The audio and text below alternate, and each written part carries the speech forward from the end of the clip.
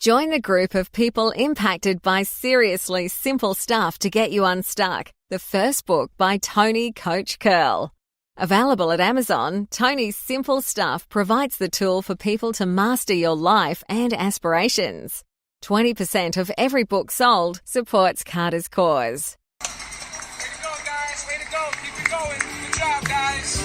All right, Paul. I see you. All right, John. Finish. Coach Curl.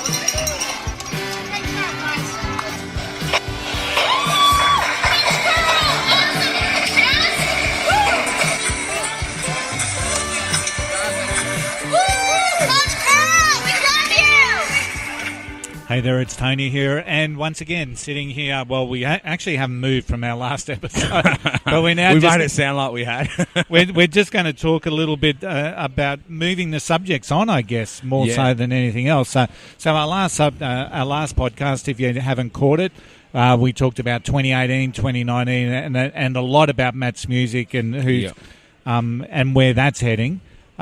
Today's show's a little bit different, and I want to start the conversation by, I've seen a little bit on your Instagram where you've been celebrating what we may call haters. Yes. So tell me about your thoughts there.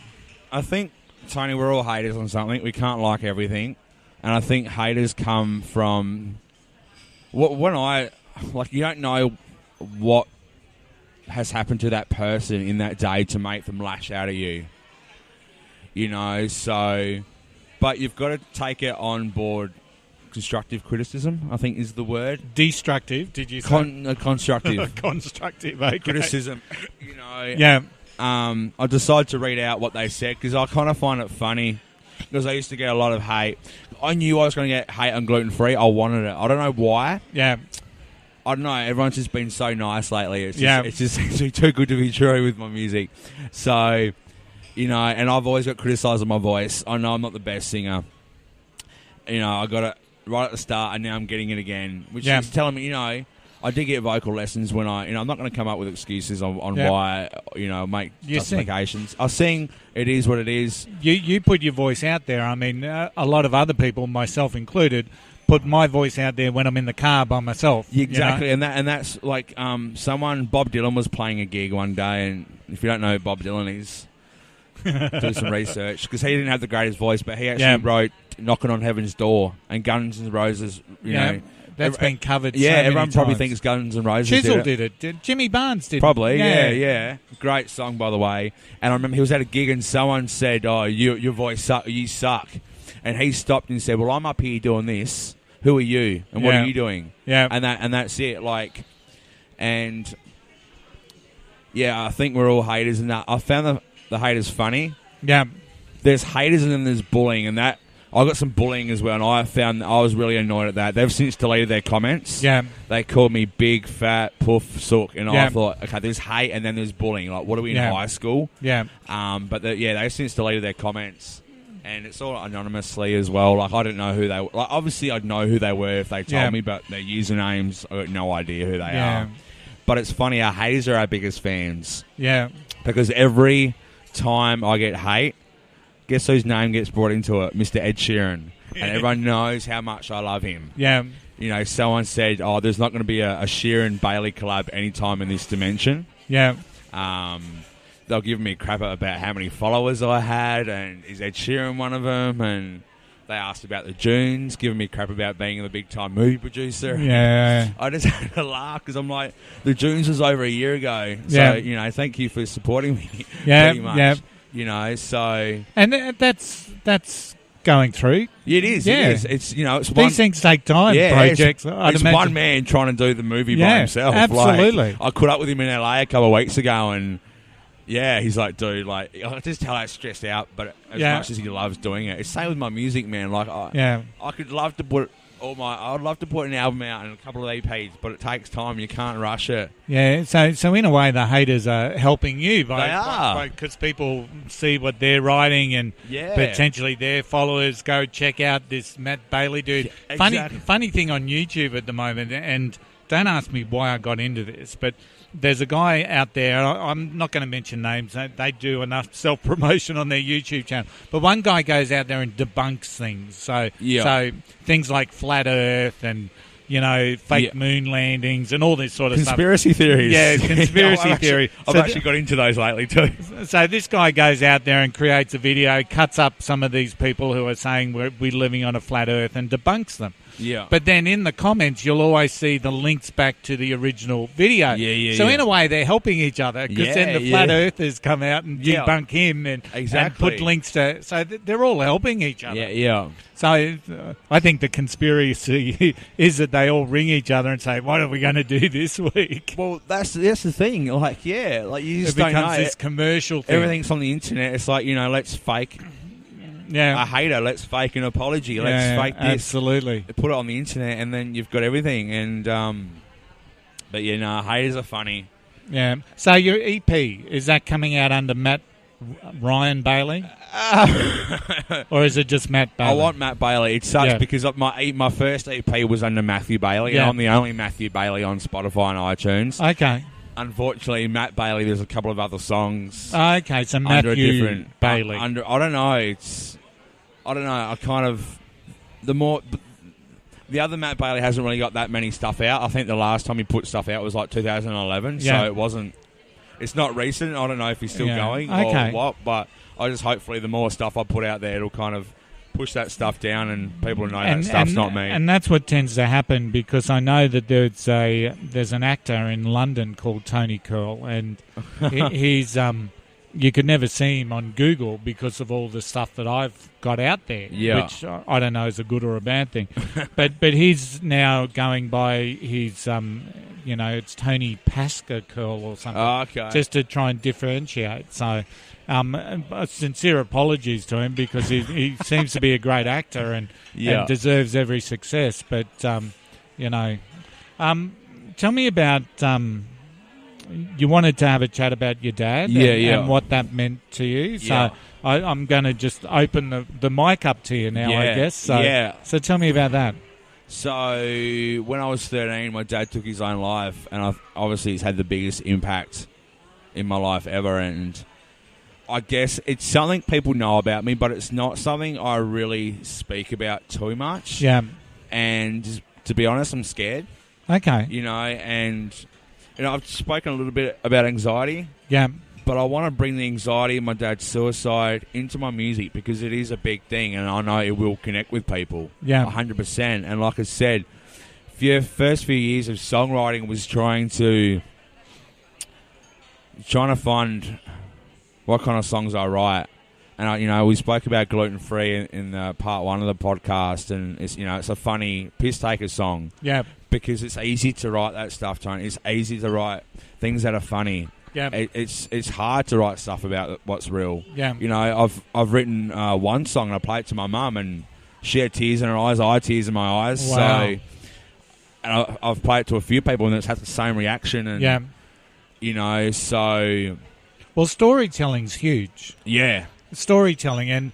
a lot of the marketing that people do nowadays is more based around a story than, a personal story that they share some vulnerability and whatnot. So I'd imagine it's the same with music. 100%. And a mate sent me a quote the other day. You never sing out of tune when it's from the heart, which is 100% true. Wow. Yeah. So... You never sing out of tune when it's from the heart. No. Which is... you should put that out there on a... I should. I'm a new merch. Can't sing, but it's from the heart. So it's there was actually a quote, and I can't remember it, and I can't bring it up now because it was on the other podcast. It was a Mariboli quote, and it was amazing. And I wanted to ask you what it meant, but anyway, we'll get to that. We'll get to that later. But a lot of people, like I said, know about my dad, but it hasn't been in my music. Yeah. Too scared to put it out, but I can't wait now to put it out. So as a 13-year-old kid, I still remember it clear as day. My sister actually came in my room and said, "Matt, your dad's dead." Like, just like that. Like, what was for dinner? Yeah. And being 13, I just kind of went on with life. Yeah. And it wasn't until I was about 17, 18 I started to deal with it. You know, went to counselling, and you know, like Dad was also an alcoholic as well. Yeah. You know, so you know, mental health obviously a big part of it, and you know, being an ambassador for Are You OK is, you know, a big thing and something I love. And I think suicide, it's a very touchy subject, but there's a lot of people, a lot of campaigns and stuff doing a lot more about it now. Yeah, which is great because you know, were there signs? Can you recall? Not for me. Okay. Not for me, Tony. You know, so I'm going to say this, and this is going to be very heavy, but he actually tried it before. Okay. And the ambulance got there in time. Yeah. So it's one of those things where, did he mean to? Yeah. You know what I mean? You know, so, you know, being a kid, because, you know, he lived in Adelaide and I lived in Mount Gambier. Yeah. So, you know, I'd go up for school holidays and stuff like that. But, you know, there probably was signs, but as a 13-year-old kid... You're not going to pick up on them. No, 100%. You're going to think Dad's dad, Dad's dad, and speaking of, I actually had, about a year ago, within a couple of months period, I had 2 people ring me saying they were going to take their own life that night. Wow. Which was heavy, and I didn't know how to deal with it. Yeah. But I just, you know, just chatted. As you do, there's no real fix or anything. You know, the one thing I've learned is you just got to listen. You know, the worst thing you can do is tell people what they can do, and, you know, so... Yeah, it's... Unfortunately, I guess I've never had someone in that situation that's rung me or reached out to me. Neither did I until that, but, you know, like, being open about my dad a little bit on social media and the Are You OK and being sober and anxiety, I guess they felt they could ring me. Yeah. And that's good. That's credit. Yeah, but also it's funny because the second person who rang me told me how she wanted to do it. And then a couple of weeks later, actually tried, but survived. Yeah, which is actually because it made the news, and like she was missing, and everyone was looking for her, and the police were involved, and all that stuff. And you know, it's that was very heavy to happen, and I think that was just after I did the Are You OK thing, and that's another thing. Being an ambassador for Are You OK. The one thing I learned, and it's kind of a sad thing I've learned, is people put you on a pedestal. Yeah. You know, people were hating on me for that. Yeah. Because they expect me to be perfect. Yeah.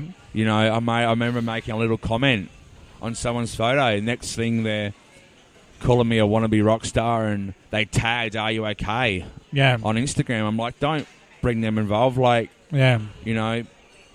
So, but it's you just got to be really mindful these days, don't you? So you do. So I guess, you know, from the perspective of that, I mean, one of the things, there's a couple of things that, you know, everyone's got their demons. So we all do, and obviously your dad with his coping with alcoholism, that was one of the demons. Yeah. And, you know, once again, Maraboli said to me famously, sometimes you wrestle with your demons, sometimes you snuggle with them. And I love that quote because it almost gives you permission to, you know, and you've been sober for more than 2 years now, for example. Yeah. So you've been wrestling with that demon that whole time. Yeah. Getting easier and easier. Becoming less of a foe. Yeah. But every now and again, you need to snuggle with the demon as well. So... but then give yourself permission not to not to bash yourself up over it because you know it's like when you're on weight loss. Don't sweat the small stuff. Every now and again you're going to slip up. Every now and again you're going to have that chocolate bar. We do. And then what makes that worse is when we say, "Oh no, I shouldn't have had that chocolate bar. I feel so bad now. I'm going to eat another 6." Yeah, you know, it's like I've had one. Why not have 6? So that's what magnifies it. So sometimes you wrestle, sometimes you snuggle. So and it's okay to snuggle every now and again as long as you're not snuggling all the time. Yeah. Yeah. So, but and we all make mistakes. Yeah. And that ability to be able to forgive ourselves for those mistakes. So I'm sure that there are some people that have made some horrendous mistakes in life that thought, my God, what's the point of living? But and then ask themselves that question, or wake up the next day and realise, well, I'm still living, you know? And there's people in jail that probably don't want to be in jail because they've made a dumb mistake. Yeah, you know, but they've still got life. We all make mistakes, and you just got to live with it. And, you know, I've beat myself up before about things, but it just doesn't make anything better. Yeah, absolutely. It's about we own the mistake, but then we own what we can then do about it. So how if you can't rectify it, and there's going to be some mistakes that people make that can't be rectified. Yeah. Somehow you've got to come to peace with that. And like we've spoken about before, you know, if someone makes a mistake a couple of times, it's just their behaviour. Yeah. And I think about myself when it comes to weight loss. You know, I'm doing the same thing to gain the weight back. That, you know, I've got to break that behaviour that's getting me there. Yeah. I did a Facebook Live a couple of weeks back, and it was about, you know, a couple of things that happened to me during that week. And it wasn't my greatest Facebook Live. The energy wasn't there. I felt really drained at the time. Yeah, I've done a few like that, yeah. But it was one of the things was Sharon and I got back into walking of a morning. Yeah. So because we've been focused on running, we've been running of an afternoon when she's come home from work and when I'd finished for the day. And so we've been running, but we haven't been walking. So we got back into walking. Day 3, the alarm goes off, and I could have thrown it at the wall. You know, there was no way in the world I wanted to get up. Yeah, but you get up. Yeah, and it's about acknowledging that. It's not about trying to suppress that. It's about saying, okay, well, I know it's better for me, and I'm going to get up. But the initial thought always is, oh no, I don't want to get out of bed. Yeah, and that's like me at the moment, especially with winter, and there was no F45, there was no hiking, and there was no walks, and like I'll go for a walk today, or I'll go on the treadmill. As much as I think I hate the treadmill, but when I first started losing weight, that's all I did. Was the treadmill for 30 minutes. Yeah, but I'll probably go for a walk down South Bank and around today. And you know, well, you've had your pick me up juice. I've had me pick me up juice, and you know, and trying to get back into nutrition as well, and what works for me. And you know, I love fasting, but it's a hard thing to start. But once I'm on it, I'm unstoppable, man. Yeah. Absolutely unstoppable. Yeah. And I think you've got to find what works for you at the time with weight loss. Like absolutely. I was going back to my old food journals. Okay. Because I was thinking, what did I used to eat back then? And, you know, 6-7 times a day there was like chicken and like I couldn't eat 7 meals of little snacks now. Yeah, I'm like that. You know? Or it was tuna. Tuna. Oh, I can't I didn't look last at tuna too long on tuna. My cupboard used to be filled with like 10, 12 tins of tuna at any one time. Yeah. I can't even look at it now. But once again, people say that's a mindset. I couldn't look at tuna before I went on the journey. Went on the journey, it became an acquired habit or an acquired taste. And then I just can't look at it. Yeah. I actually listened to a video yesterday, I think, was about why people gain weight back and how people keep it off, and 70% of it is exercise, and that's it. Like we spoke about before, it is exercise to keep your mindset, whether it's running, hiking, the gym, whatever it is, you know. You know, I used to say Sundays was my crap day when I lived in Hobart, because Monday to Saturday was F45, but Sunday I had no F45, so I had no release, and I just felt like crap on Sundays, you know, so... So as an ambassador for Are You OK? Yeah. And if someone's feeling really down or considering taking that option that we spoke about, what can you say to them? What would you say to someone like that who may not be reaching out to anyone? Just listen. Yeah. You know, there are resources I can direct them to on the website to get professional help. Yeah, but we're just here to listen and spread the word. Yeah, you know, like just a simple thing. Like when I said to you a couple of days ago, I said this podcast is going to be vulnerable. You're going to see a vulnerable Matt Bailey, and you asked, "Are you okay?" And I love that you asked. Like no one's asked me if I'm okay. I can't remember the last time, but like, you know, it is simple things like that. Yeah, because but I think listening is one thing. You know. 2 songs I've written which I've touched on the subject suicide. One's going to be on this EP. One's probably going to be on the next one. Yeah. But the lyrics I want to bring from it is I need you to listen, not trying to fix me every time, which is absolutely perfect. Like I said, we need needs someone to listen. Yep. You know, you don't want to have these problems and then have someone turn back around and make you feel bad about them. Yep. That's what I found. Absolutely, yeah. You know, and the other lyric is, it's going to hurt me more than it's going to hurt you. Yeah. And when I think of that, I think of someone taking their own life. You know, my dad taking his own life, that hurt me more than it hurt him. He's got no pain anymore. Exactly. You know, his pain's gone. Suffering's over. And the reality is he hasn't... They haven't solved the problem. No. I mean, they're just not here anymore. No. So what they leave behind is actually magnified in many ways. But I guess, you know, one of my key things that I'm doing at the moment in 2019 is really trying to understand suicide a little bit more. Yeah. I think we're seeing an influx of middle-aged men, for example. Yeah. And you know, I'm probably a bit of an example here because the friends that I have been friends for like years and years and years, and one of the things that keeps us together is, you know, we'll go and have a beer. Yeah. You know, but outside of that network, outside of that close network, I can talk to those guys about just about anything. Yeah. Whether they want to hear or not, I'll talk about it. Yeah. But outside of that, there's probably one or two mentors that I would talk to. Yeah. But outside of that, there's not a lot at all. Yeah. And interestingly, when we talk about we're here to listen, so I'm currently undergoing, and when this podcast comes out, hopefully the website's been updated, but I'm changing and tweaking my message a little bit because what I see, and so one of the things that, as a coach that I try and do is that if someone's in a hole, I'm going to jump in that hole with them, right? Yeah.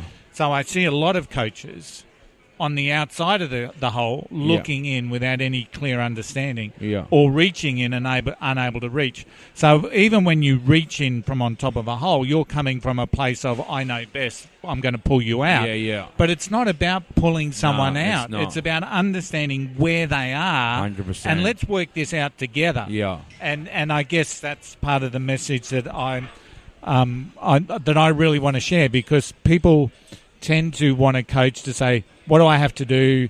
Tell me how to get from A to B and guarantee me success. Yeah. Sometimes a coach doesn't create success in terms of more dollars or more fame or more fortune. Yeah. But what they do create success in, and people like myself, and, you know, Mariboli is very similar to this. Yes.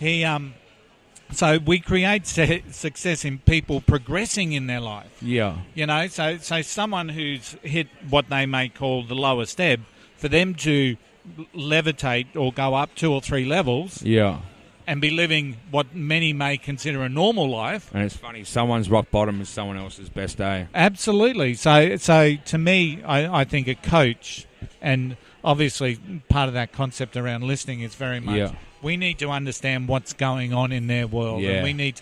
Because some people, you know, the other little thing, some people don't want to get out of the hole, Matt. No. Some people are happy being in that hole. And one of my favourite quotes, and it still makes me laugh to this day, is some people create their own storm, and then they're upset when it rains. Yeah. And, you know, and my mum's taught me this, and I know you'll back me up. The older you get, the less you give a fuck. Yeah. Absolutely. You know, I'm 28 now, and, you know, I work, you know, a lot of people in their 20s, and I just don't have time for it. Yeah, and life's really fragile, and I'll just share a really quick story. We're talking today, 22nd of December. Yeah. So, last Saturday, Sharon and I were going for a run down to Wynnum here in Brisbane. Yeah. And as we're heading down to the waterfront of Wynnum, we passed a runner that was on the road. He'd collapsed. Yeah. And the person who was running with was in a panic, absolute panic. Yeah. So we've stopped. Not that we can do much, but we stopped. And we rang the ambulance and whatnot. Now, this guy had a massive heart attack and was dead from the moment that happened, unfortunately. Oh, wow. But it just, like, 66-year-old, you know, I've read a little bit about him. I'll keep his name for respect out of him. But, you know, he got up Saturday morning to go for a run. This was 7 o'clock in the morning. Got up Saturday morning to go for a run with a mate without any idea that come 7 o'clock he was going to be lying on the side of the road fighting for his life. Yeah. You know, so life's fragile, and we understand that the older that we get. Yeah, yeah. And it's funny, I was speaking about 2019 before, and there's a few things I want to do. But there's also, I want to do this before I do that. Yeah. But I'm in two mindsets. I'm like, why not just do this? Yeah. You know, because I might not be here. Or, yeah. You know what I'm trying to say? Yeah. We want this to happen before this. Yeah. You know, example, you want marriage before kids, but what happens if you have kids before marriage, and so be it. Yeah. You know, things like that, you know. Yeah. You just got to take the leap sometimes and just go. Yeah. You know, so... It's about understanding the priorities that you want in your life, too. Yeah. Because what's the other old saying? If you're chasing two rabbits, you won't get any. So sometimes we have these mixed priorities, yeah. You know, and... You know, it's about understanding what is it that I really, really want now. Yeah. And what's the step to get there? Because it's not necessarily about, Matt Bailey wants to dominate music, right? Yeah. You want to be on the arias, you want to be on the red carpet. Yeah. That's not going to happen today or tomorrow. But what can happen tomorrow is that you can hone your songwriting. You can exactly. You can put music out there. You can engage with your community. Exactly. And that becomes your goal set along the way. 100%. And you celebrate those steps, those milestones to get there. And I think I'm in a place now, like a really good place with songwriting. And I think once I get this EP out, it's just I think it's going to be a game changer. Yeah. It's called Choose Your Battles as well. Oh, cool. Which is good name. Yeah, which is, something Mum's always said to me, and, because it's something really worth fighting over it. Yeah. Like if you chose to let that thing go. Yep. And once again, let's talk about people. They release energy on shit that doesn't concern them. Yeah. Or that they've got no control over. Going back to haters as well, it's a big thing. Like, I don't know when, but Instagram has just blown up the last couple of years. And, everyone's on it. And what I find what happens on Instagram is if you get in a beef with someone... Yeah. They'll go to your profile, look at what you do, and then try and pick you apart. Yeah. And I'm just like, I just think that's ridiculous. Like, And instead of them focusing on what's best for them, they focus on, let's tear Matt Bailey apart. Yeah. And Matt Bailey's sitting there saying, go for it. Yeah, like I had someone, was it this year or last year? I can't remember now. They didn't like something I said, so they jumped on my music page. Don't listen to this guy's music, blah, blah, blah, blah. Yeah. I'm like, obviously deleted it straight away, but like... Why would you? Yeah. Like, just... Why put energy into that? Yeah. Yeah. Like I said, we've all... And that's... I laugh about when people criticise celebrities because they're in the public eye. All their shit gets blasted out. Yeah. Because if all our stuff got blasted out, we'd have no relationship, no friends. Like, like if we... we've all got stuff... And it's, one of the really big things about social media is people have to understand that's the best side of our lives. No one posts their failures. Yeah, absolutely. I'd love to post that I've gained 20 kilos since June, after doing so well in the beginning of the year. Yeah. But everyone wants the before and after photo, but nothing, it's the during that is the real big thing. Yeah, so what you're seeing on social media is someone's best, so you shouldn't be sitting there envious. Yeah. Because, we are creating this, I think we've spoken about this before, we are creating a culture of almost narcissistic behaviour. The selfies, the six-packs, whatever it is. Yeah. And... the Sex Pistols back in 1977 or whatever it was, released Pretty Vacant, and it was about them. Yeah. But you can take that song now, scroll through your Instagram feed, and you see the same thing. Oh, we're so pretty. Oh, so pretty vacant. And Instagram's a funny thing. Like, I hate and I love influencers, these Instagram influencers. Don't get me wrong, like, I watch a lot of them on YouTube, and they're great for like weight loss and stuff. And I think it's great that they can do that as a full-time job because, a lot of them dropped out of school and they're creative. Like to sit there and do videos and just like what we're doing now, talking and with me and my music and you with your coaching, and it's the same thing. But it's just a funny world. Like, without being sexist, girls, all they do is post a photo in their bikini and, you know, all of a sudden they're like, what are you doing for the world? Like, how are you helping? Yeah. You know? Yeah, and once again, they've got an audience that they're trying to appeal to. Yeah. But if you dissected their follower list, there's probably, I would say no doubt, that there is a large number of, say, middle-aged, unhappy men that are following them as well as their own target market. Yeah, in a way, I guess I'm hating on them a bit, but they're not for me. But it's just funny what this. The reason why I bring it up is what this world's become, and we all care about followers and. If you have an argument with someone, I'm unfollowing you. Yeah. Or if you don't follow me back, I'm not, you know? Yeah. You know what I mean? Like, if someone adds value to you in what it is that you're trying to achieve, of course they're influencing you. Yeah. And that's a good part of it. But I just I just would question where this goes to next. What's the next stage? Yeah, I'm looking forward. Where do we go next? Yeah. You know, and it's social media is a very interesting world. It is. So. I'd love to I'd love, you know, an influencer to wear my merch. Yeah. Boom.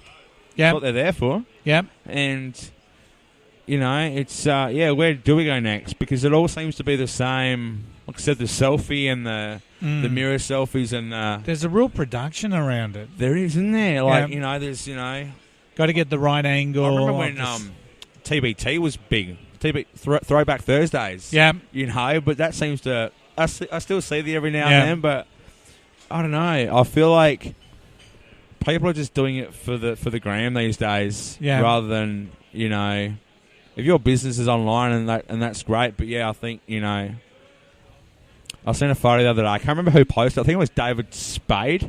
Okay, yeah. The comedian. Yeah. I think, or Kevin, or someone. Anyway, he took a photo and it was someone in the middle of the traffic getting their photo taken. I'm like, all for the gram. Like, what people do. Well, you were talking to you're in New York recently, and we went to New York roughly just after or around the same time. Same, yeah. And there's a spot in Dumbo where you get the photo of the Brooklyn Bridge. Yeah. And you've got the Empire State Building. Yeah. In one of the arches. Yeah. Magic photo. Yeah. Known throughout the world. She told me about it, Tony. Yeah. So we went there. Yeah. And it's a street. There's cars going up and down. Yeah. Oh, sorry, it's a one-way street, so they're only going up. Yeah. But everyone's standing there in the middle of the street trying to get that magic shot. Yeah. So that was like me in Venice. Yeah. Yeah. But that's what you try and do, I guess, isn't it? So yeah. Sometimes I just question where does all this go? And you know, you see the amount. I'm sure if you did a search for thought leaders anywhere, people saying public figure or thought leader, that you would just get a lot of people that, you know, may or may not have 100 or 200 followers on Instagram, and they're calling themselves a public figure. And so, like, obviously, you know, it takes time to build up. And one of the haters' comments was like, "You've only got 33 subscribers on YouTube." Yeah. And I had to actually look because I've never looked at how many subscribers. YouTube's for me is just like everyone. You join you sign up to YouTube X amount of years ago just to watch stuff and and I never really looked at it. I've never really built it. Yeah. But you know, now I've got my music page. I'm trying to build that up and.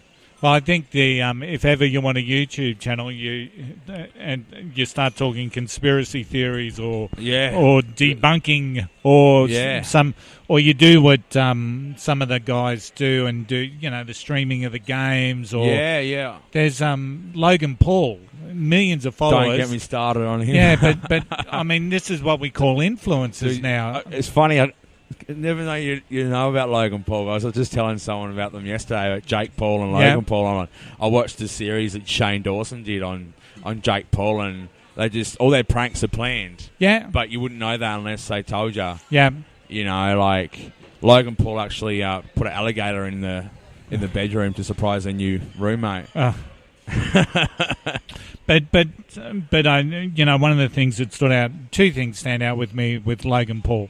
One is they had a fight recently. They had a physical fight that they streamed on YouTube. That's right, because they do and made boxing. $11 million or something. So So that opens up the new world of entertainment. Yeah. But the other thing that struck me was when he was doing that Japanese death forest, and the suicide in the forest. And the body.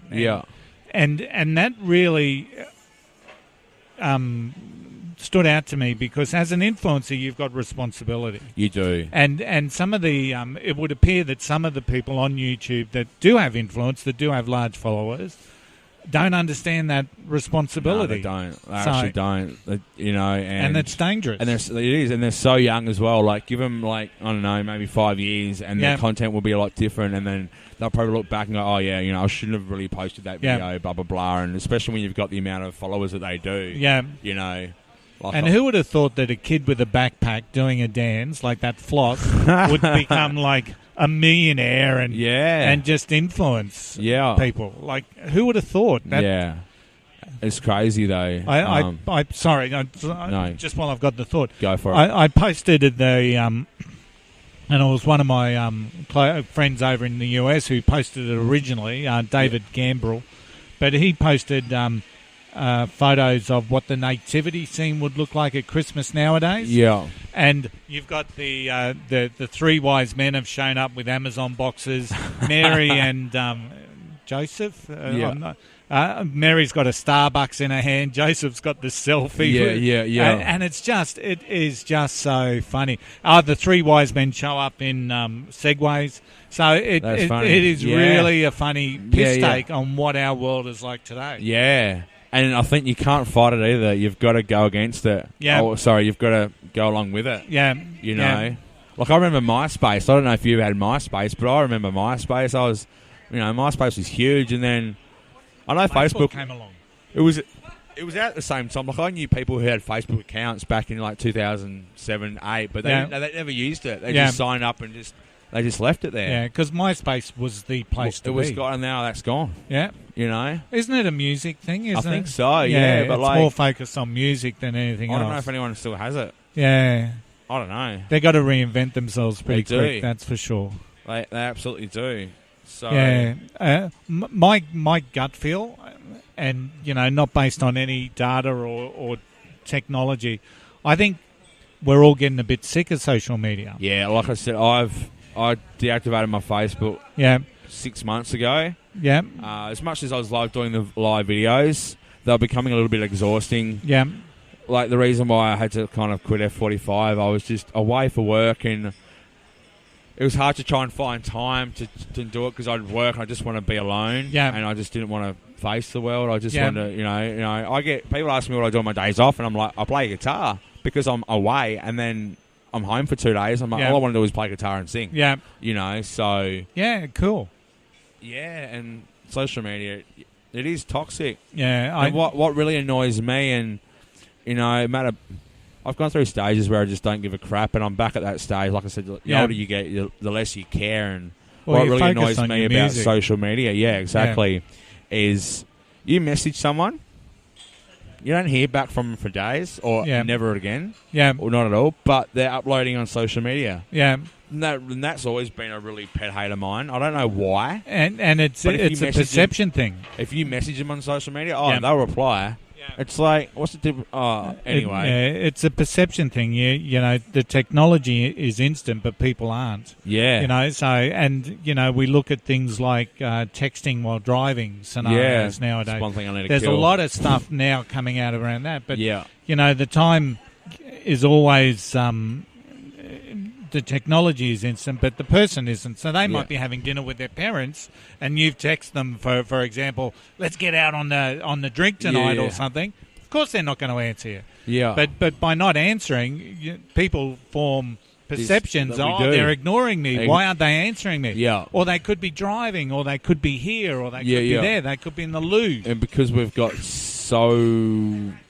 access to it so easy these days. 24/7. 24/7. It's scary. So you do feel ignored if you're not replied within like 5 minutes. I think personally, and I think the concerns about privacy that are out there at the moment in regards to data breaches, we'll start to see people lessen. Yeah. But also, what's annoying more than anything else, every time you go to a website now, you've got to click OK to accept the cookies, or you've got to do this, or all of a sudden we add all these other steps because of the privacy and data concern. Yeah. So it's less user-friendly than what it was. Even like news sites, you've got to pay and sign up, like the Herald Sun Online and all these different these news articles. You can't see the whole thing. Yeah, and I understand it's a business model, but I think there's a better way that they can do that. Yeah. Yeah, absolutely. Because someone shares an article and you say, oh, you beauty, so they're thinking it adds value. Yeah. And then you're getting to the paywall and it says you're not going to see this until you pay some money. Yeah. Well, the reality is that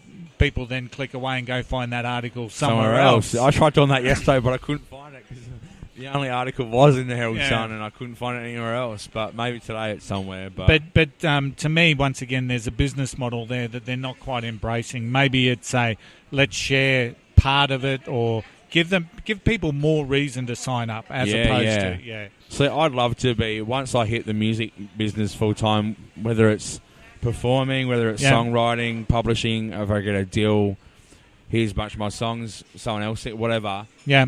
I'd love to get off social media. Yeah. Do you remember back in the day where you would go to a concert and see that artist and you'd be like, oh my God, they're real, they're right there. Yeah. But now, because we see them every day on social media, you see them live in concert and it's like, you know. I posted on social media last night that I went old school at PK, which meant that once he came on stage, the phone stayed in the pocket. There was no videos, there were no photos. I just wanted to immerse myself in PK, and it was tough, can I tell you? Because all of a sudden you're hearing a song that you love. Of course, you want to try and record it. Yeah. My daughter was there, so she was recording. So it's not but it was just old school. It was just what we used to do. Just sit there and get immersed. And it's funny. I went and saw an artist I absolutely love the other week, and I took some photos and some videos, and. But it was only like a bit of a song, and then I put it away and enjoyed the song. And it wasn't for the whole song. And I was to the left of the stage, left of him, right to him if he was looking at me. And there was this woman in the centre. Her phone was like super close to him. Yeah. The whole time. Yeah. Like up against the mic stand. And I could tell he was getting pissed off. Yeah. You know. And it also, and we're going to have to pull up Stump soon, Matt. But one of the things that amazes me, you upload a video now, say, to YouTube, right? Yeah. And it might be just me and you doing something stupid, and we put a song in the background, like a well-known song. Yeah. YouTube will remove that song because of copyright. Yeah. Right? Facebook Live did that to me as well. And so they should, right? But you can go to a live gig, record the same song sung by the same artist, put it on your video. and put it on YouTube. So I don't understand that. So the differentiation between that live performance and the recorded copyright, it's still the same song. It's it's the ownership of the band and the person who sings the song. It's not yours to suddenly put up there. No. So I find that interesting. Yeah. Hey Matt, always a pleasure having a chat to you. We're meant to go for 20 minutes. What have we gone for? 42 minutes on that one. My God, but great discussion once again. Suicide, social media. Yeah. And just general stuff. Yeah. Merry Christmas too, Tony. Absolutely. Now this one won't go out until probably January, so that's Happy fine. New Year. Happy New Year, Yeah. So where can people find you again? Music? Facebook.com/Matt Bailey Music. Spotify and iTunes, Google Play under Matt Bailey. And there's also an EP there under Matthew Bailey. Excellent. And Instagram, Matt Ryan Bailey. Yeah. And if get out there and listen to I'll Be There. And if you've got any tips on what other music genre that can have a fiddle with around the edges on that. Yeah. So we've talked about female vocals, we've talked about acoustics, we've talked about a rockin' out version. Yeah. And what about a country and western? How do you think that would go? I could try. I do love country music. And stay tuned, everyone, for a new song called #CrewLife. Absolutely, looking forward to it. When's that coming out? I'm not sure, so all the recording's done. Yeah. And just a quick snippet, won't take up too much of your time. I'm really looking forward to this song because it is an acoustic song. Okay. And people are excited. It goes for 5.5 minutes, which is I didn't plan on, but I think it possibly could be a driving song. Okay. The chorus is catchy, very, very catchy. Cool. Looking forward to it. And a lot of people are looking forward to it, especially in the industry I work in. Yeah. And the little inside jokes in the song as well. So now all the recording's done. It's just the mixer and mastering now. Excellent. And then excellent. It should be done. Been a pleasure, Matt. Always, Tony. Talk soon.